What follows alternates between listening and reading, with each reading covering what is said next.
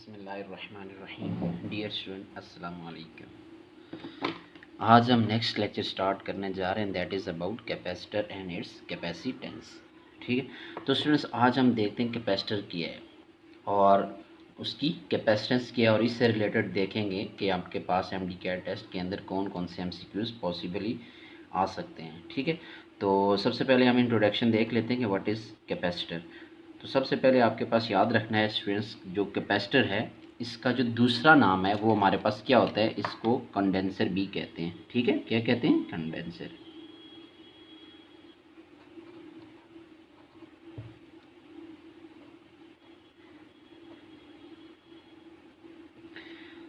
अच्छा, तो सबसे पहले अगर मैं डिफाइन करूँ कि आपके पास कैपेसिटर है क्या, so what is capacitor.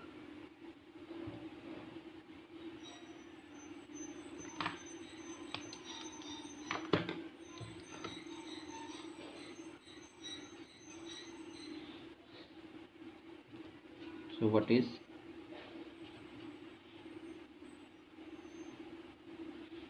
Capacitor. तो कैपेसिटर से रिलेटेड जो इसकी डेफिनेशन है वो हमारे पास ये है कि कैपेसिटर स्टूडेंट्स एक ऐसी टू टर्मिनल इलेक्ट्रिकल कंपोनेंट्स होता है। It is a two terminal electrical components which is used to store electrical energy, use to store electric energy. अब किस फॉर्म में? तो आपके पास इन द फॉर्म ऑफ, आपके पास इलेक्ट्रिक फील्ड। तो स्टूडेंट्स हमारे पास कैपेसिटर वो डिवाइस है, टू टर्मिनल इलेक्ट्रिकल डिवाइस है which is use to store electrical energy, which is use to store electric charges in the form of. किस form में एनर्जी स्टोर होती है स्टूडेंट्स? इलेक्ट्रिक फील्ड की फॉर्म में store होती है। ऐसी डिवाइस को हम क्या कहते हैं? कैपेसिटर। तो सबसे पहला एमसीक्यूज डेफिनेशन से भी आ सकता है कि कैपेसिटर के अंदर जो एनर्जी स्टोर होती है वो किस फॉर्म के अंदर स्टोर हो सकती है, स्टोर होती है। तो स्टूडेंट्स आपने कहना है कि वो इलेक्ट्रिक फील्ड की फॉर्म में क्या होती है, बिटवीन द कैपेसिटर एनर्जी क्या होती है, स्टोर होती है। तो ये आपके पास क्या आ गई, डेफिनेशन आ गई। ठीक है, अच्छा अब उसके बाद अगर हमारे पास देखें तो हमारे सिलेबस के अंदर जो कैपेसिटर डिफरेंट शेप और साइज़ के होते हैं, तो हमारे पास क्या है, पैरेलल प्लेट कैपेसिटर है। हम उससे रिलेटेड जितनी भी इंफॉर्मेशन है, जितना भी नॉलेज है, उसको देखेंगे कि वो कौन कौन सा है। तो हमारे पास अगर मैं एक सिंपल सी डायग्राम ड्रॉ करूँ कि अगर हमारे पास जो कैपेसिटर है वो होता क्या है, तो स्टूडेंट्स हमारे पास जो कैपेसिटर है उसके पैरेलल प्लेट कैपेसिटर दो मेटल की प्लेट, टू मेटल प्लेट्स होती हैं। ठीक है, ये आपके पास क्या, दो मेटल की प्लेट्स हैं।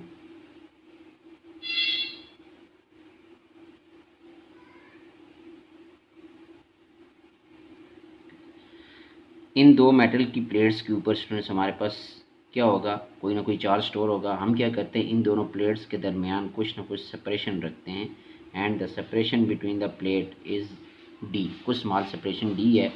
और इन प्लेट्स को स्टूडेंट्स हम क्या करते हैं, जब भी एनर्जी को स्टोर करेंगे, चार्ज को स्टोर करेंगे, तो एक्सटर्नल वोल्टेज सोर्स के साथ कनेक्ट करेंगे।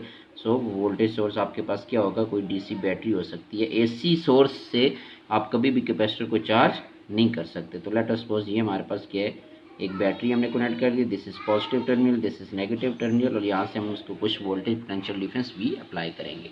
ठीक है, तो स्टूडेंट्स होगा क्या, तो सबसे पहले याद रखना है कि यहाँ से कौन कौन से पॉसिबल एमसीक्यूज इंपॉर्टेंट पॉइंट्स किए हैं। तो सबसे पहले आपने स्टूडेंट्स याद रखना है कि यहाँ से हम यूँ ही वोल्टेज देंगे, मेटल की प्लेट्स हैं, तो यहाँ से इलेक्ट्रॉन क्या होंगे, वो रिमूव होंगे। ठीक है, ये पॉजिटिव पोटेंशियल है, ये नेगेटिव पोटेंशियल है। तो पॉजिटिव क्या करेगा, इलेक्ट्रॉन को इस मेटल से रिमूव करेगा। तो एक इलेक्ट्रॉन रिमूव होगा तो स्टूडेंट्स आपके पास क्या होगा कि यहाँ पर एक प्लस चार्ज आ जाएगा। दो इलेक्ट्रॉन रिमूव होंगे तो यहाँ पर दो, तीन होंगे तो तीन। इस तरह से इस प्लेट के ऊपर स्टूडेंट्स हमारे पास प्लस क्यू अमाउंट का चार्ज स्टोर हो जाएगा। अब इसके पास हमने ये दूसरी मेटल प्लेट रखी हुई है, तो जब भी किसी चार्ज ऑब्जेक्ट को किसी न्यूट्रल ऑब्जेक्ट के नज़दीक लेकर आएँ तो स्टूडेंट्स वहाँ पर क्या होता है, इक्वल मैग्नीट्यूड का ऑपोजिट चार्ज इंड्यूस हो जाता है। अगर इधर 10 कूलम का पॉजिटिव चार्ज है, इधर भी 10 कूलम आ जाएंगे, तो हम कहेंगे कि यहाँ पर वो इलेक्ट्रॉन आकर डिपॉजिट हो गए। इट्स मीन इक्वल अमाउंट का ऑपोजिट चार्ज क्या हो जाएगा स्टूडेंट्स, यहाँ पर स्टोर हो जाएगा जब हम पोटेंशियल अप्लाई करेंगे। अब ये कब तक होता रहेगा, तो स्टूडेंट्स याद रखना है कि सबसे पहले जो ही हम वोल्टेज सोर्स कैपेसिटर के साथ कनेक्ट करेंगे। तो मैं यहाँ पर लिख लेता हूँ इनिशियली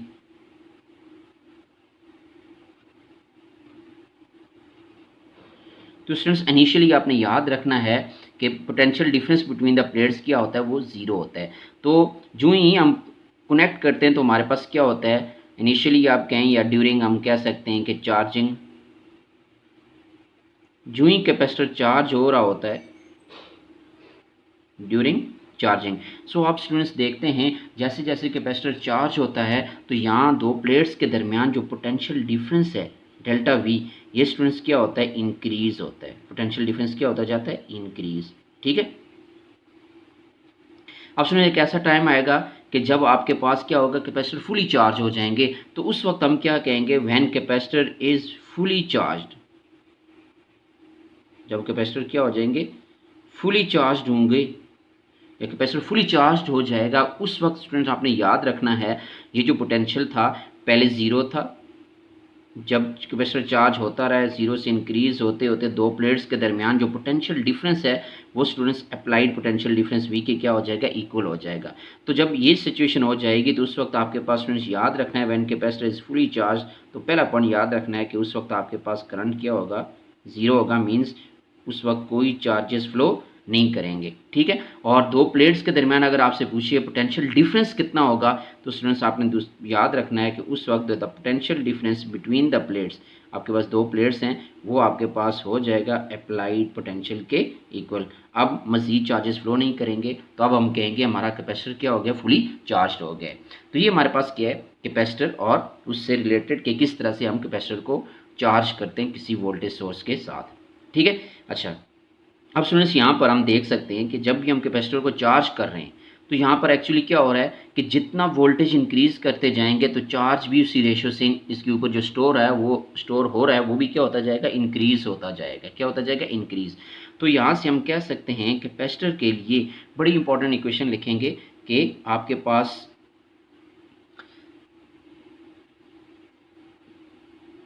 यहाँ से मैं कह सकता हूँ कि the charge stored on the capacitor Q is directly proportional to the applied voltage। ठीक है।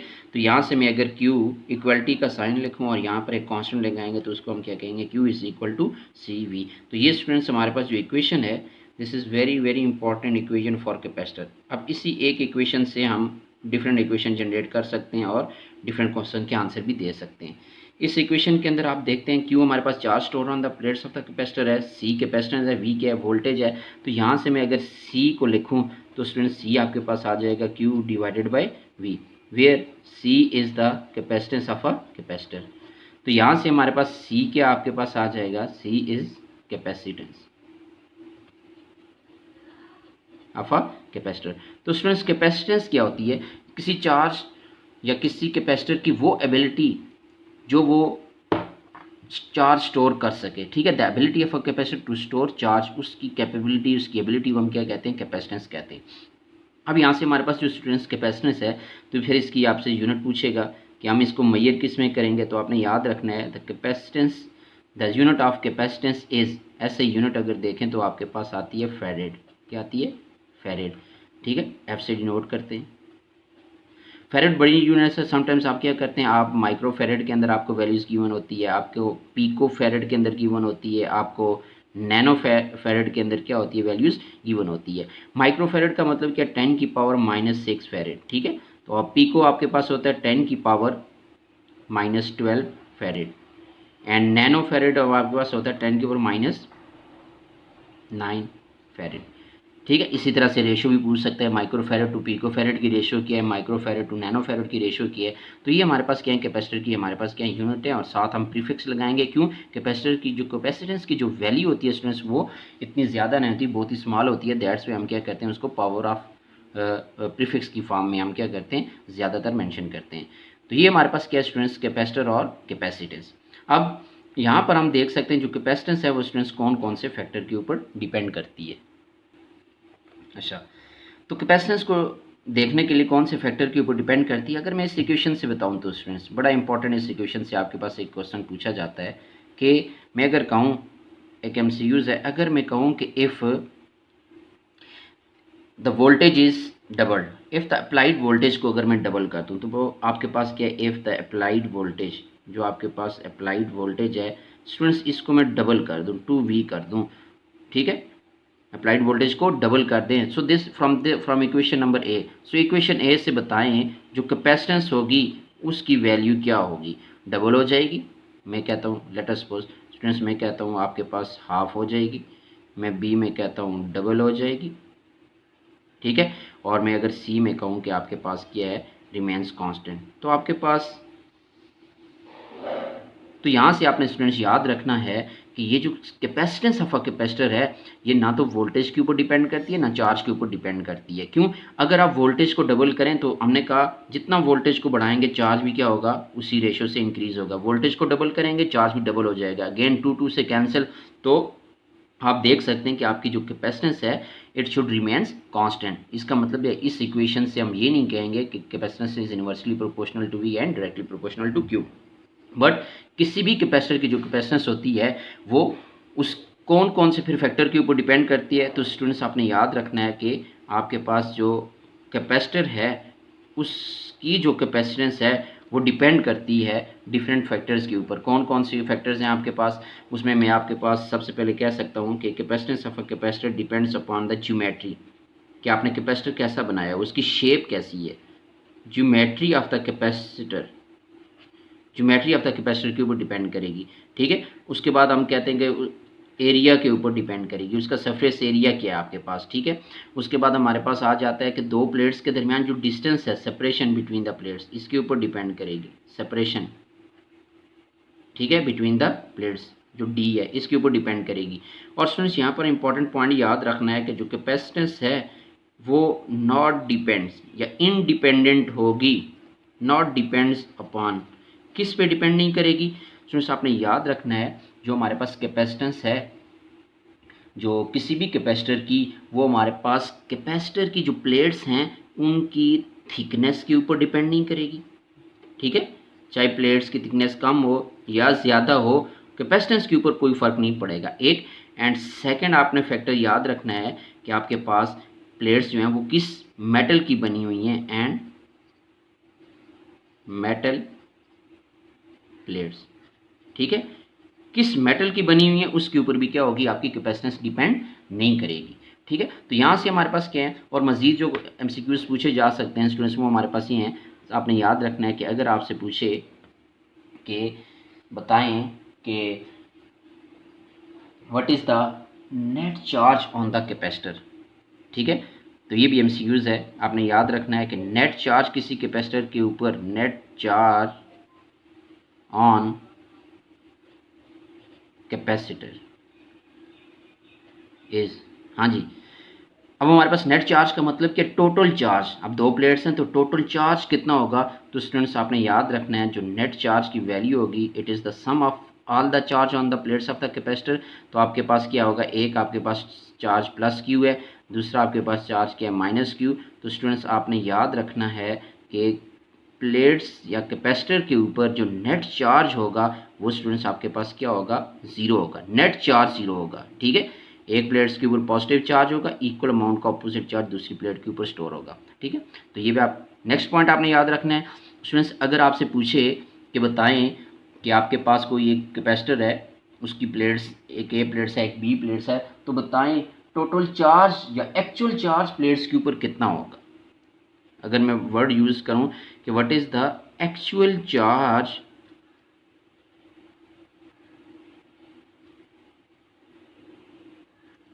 is stored on the capacitor plates, ठीक है। एक्चुअल चार्ज फिर हमारे पास जो प्लेट्स होंगी उनके ऊपर कितना होगा, तो स्टूडेंट्स अगर मैं आपको ऑप्शन दे दूं, तो अगर आपके पास फॉर एग्जांपल फर्स्ट ऑप्शन लिखा हुआ है कि आपके पास प्लस क्यू, दोनों प्लस क्यू लिख लेते हैं। ऑप्शन बी के अंदर अगर आपसे कहे कि आपके पास एक आपके पास प्लस क्यू है और दूसरा आपके पास माइनस क्यू है, तो सी के अंदर कहे कि अगर आपके पास क्या है, इसके ऊपर Q/2 होगा प्लस Q/2 और दूसरी प्लेट्स के ऊपर होगा माइनस Q/2, ठीक है। सो डी आपके पास नॉन। तो आपने याद रखना है कि the actual charge on the plates of the capacitor, तो इक्वल अमाउंट का ऑपोजिट चार्ज, तो आपने याद रखना है, एक प्लस होगा और दूसरा क्या होगा, माइनस क्यू होगा। इक्वल अमाउंट का ऑपोजिट चार्ज क्या होता है, प्लेट्स के ऊपर क्या होता है, स्टोर होता है। तो ये भी आपसे एमसीक्यूज पूछा जा सकता है, ठीक है। अच्छा, यहाँ तो हमारे पास क्या, ये तो सिर्फ इंट्रोडक्शन से रिलेटेड जो आपसे एमसीक्यूज पूछे जा सकते हैं वो हमने कुछ डिस्कस किए हैं। अब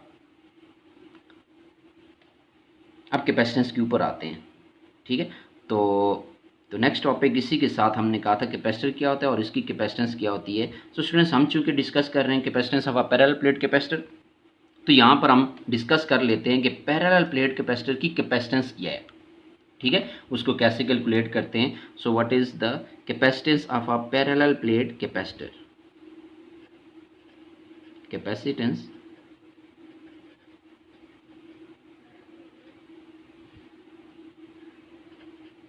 of parallel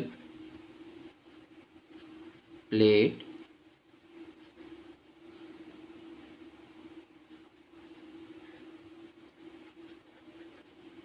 कैपेसिटर, ठीक है।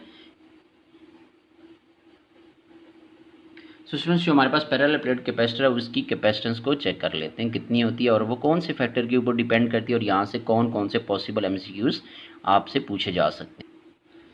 तो स्टूडेंट्स, कैपेसिटेंस के लिए सबसे पहले हम देखते हैं कि इसी डायग्राम के अंदर कि हमारे पास capacitance of a parallel plate capacitor का फार्मूला क्या है। सो फार्मूले के लिए आप क्या करते हैं, उसकी डेरिवेशन करते हैं कि आपको पता है कि अगर दो कैपेसिटर हैं, एक के ऊपर प्लस चार्ज है एक के ऊपर माइनस चार्ज है, इनके दरमियान स्टूडेंट्स इलेक्ट्रिक फील्ड है, ठीक है। सो ये जो इलेक्ट्रिक फील्ड हम स्टडी कर चुके हैं कि अगर अपोजिटली चार्ज पैरेलल प्लेट्स हों उनके दरमियान जो इलेक्ट्रिक फील्ड होती है, स्टूडेंट्स हमने कहा था वो इलेक्ट्रिक फील्ड क्या होती है, यूनिफॉर्म होती है, ऐसे ही है। सो अगर इलेक्ट्रिक फील्ड यूनिफॉर्म है और अगर हमें पोटेंशियल गिवन हो तो हम वैल्यू फाइंड कर सकते हैं ई की। सो हमारे पास क्या है, हमने कहा था कि according to potential gradient, so potential gradient में हमने कहा था जो इलेक्ट्रिक फील्ड होती है is equal to del V divide by क्या होती है, डेल्टा आर। सो हमारे केस में अगर हमारे पास पोटेंशियल, जब कैपेसिटर फुली चार्ज हो जाएगा तो student delta we potential difference between the plates, वो हमारे पास टोटल अप्लाइड पोटेंशियल वी बन जाएगा और सेपरेशन हमने कितनी ली है, डेल्टा आर को क्या लिया हुआ है, डी। तो यहाँ से हमारे पास एक इक्वेशन जो हमारे पास आ जाएगी इलेक्ट्रिक फील्ड की, E is equal to V by D. So this is equation number 1। So this is the value of electric field intensity between two oppositely charged parallel plate. And also Gauss's law से हमने देखा था, and also from Gauss's law. So Gauss's law क्या कहता है कि आपके पास जो इलेक्ट्रिक फील्ड इंटेंसिटी होती है between two oppositely charge parallel, वो होती है sigma divided by epsilon not. इसका मतलब क्या, सेकंड इक्वेशन ये भी लिख सकते हैं वेयर आपको पता है जो सिग्मा होता है चार्ज डेंसिटी, वेयर सिग्मा को हम लिखते हैं चार्ज पर यूनिट एरिया। तो अगर इसकी वैल्यू को पुट करें तो आपके पास स्टूडेंट्स यहाँ से इलेक्ट्रिक फील्ड की जो इंटेंसिटी की जो वैल्यू आ जाएगी, E is equal to sigma की जगह चार्ज पर यूनिट एरिया पुट करें Q over A epsilon naught. तो ये आपके पास इक्वेशन क्या आ गई, 3। तो ये हमारे पास 3 इलेक्ट्रिक फील्ड इंटेंसिटी की इक्वेशन है in case of oppositely charge parallel plates, ठीक है। ये भी आपने याद रखनी है। अब अगर मैं इन दोनों इक्वेशन को कंपेयर करूं फ्रॉम इक्वेशन, आपके पास इक्वेशन 1 एंड 3, इक्वेशन 1 एंड 3 को कंपेयर करें तो आपके पास यहाँ से C की वैल्यू आ जाएगी, आपके पास C is equal to A epsilon naught divided में क्या आ जाएगा, D। सो स्टूडेंट्स, ये इंपॉर्टेंट इक्वेशन है जो हमें बताएगी कि आपके पास जो कैपेसिटेंस है पैरेलल प्लेट कैपेसिटर की वो कौन कौन से फैक्टर के ऊपर क्या होती है, डिपेंड करती है, ठीक है। तो यहाँ से हमारे पास क्या है, अगर हम इसके डिफरेंट फैक्टर्स देखें, what are the different factors on which capacitance of a parallel plate capacitor depends. तो स्टूडेंट, सबसे पहला फैक्टर आपके पास देखें तो यहाँ पर जो कैपेसिटेंस है it is directly proportional to किसके, area of the plate, surface area के ऊपर डिपेंड करती है। इट्स मीन दो प्लेट्स का एरिया ज़्यादा करें तो कैपेसिटेंस भी क्या हो जाएगी, ज़्यादा हो जाएगी, ठीक है। एरिया को डबल करें कैपेसिटेंस भी क्या हो जाएगी, डबल हो जाएगी। दूसरा फैक्टर आपके पास है capacitance is inversely proportional to 1/d, mean separation between the plates. So अगर दो प्लेट्स के दरमियान जितनी ज़्यादा सेपरेशन होगी तो कैपेसिटेंस की वैल्यू स्टूडेंट्स उतनी क्या हो जाएगी, कम हो जाएगी। सो ये हमारे पास दूसरा फैक्टर है जिसके ऊपर कैपेसिटेंस डिपेंड करती है।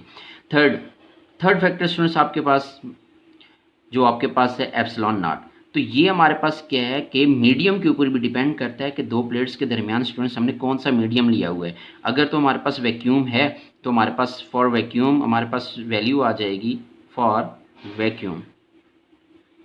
दो प्लेट्स के दरमियान अगर हमने वैक्यूम रखा हुआ है तो स्टूडेंट्स हमारे पास जो सी की वैल्यू आ जाएगी वैक्यूम के लिए वो हमारे पास आ जाएगी C is equal to A epsilon naught divided by D. ठीक है।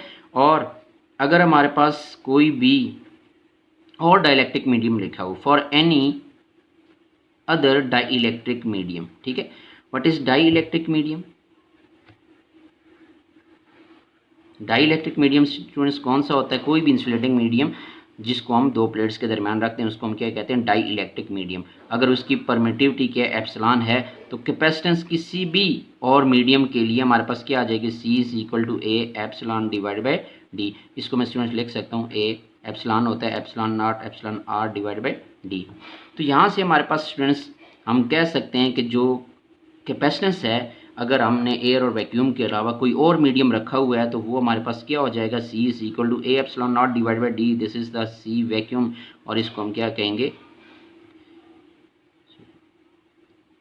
Epsilon R. तो यहाँ से हमारे पास स्टूडेंट्स एक रिलेशन निकलेगा C medium is equal to ये हमारे पास क्या हो जाएगा? एप्सिलॉन आर टाइम्स क्या हो जाएगा? सी वैक्यूम से क्या हो जाएगा? ग्रेटर हो जाएगा। तो यहाँ से बड़ा इंपॉर्टेंट एमसीक्यूज ये है कि अगर आप एयर के अलावा या वैक्यूम के अलावा कोई और मीडियम यूज़ करें तो हमारे पास जो कैपेसिटेंस होती है वो स्टूडेंट्स क्या होती है? इंक्रीज़ होती है। तो आप कहेंगे कैपेसिटेंस क्या हो जाएगी? इंक्रीज़ हो जाएगी। कैपेसिटेंस क्या हो जाएगी? इंक्रीज़ हो जाएगी by a factor of epsilon r. Epsilon r times क्या हो जाएगी? वो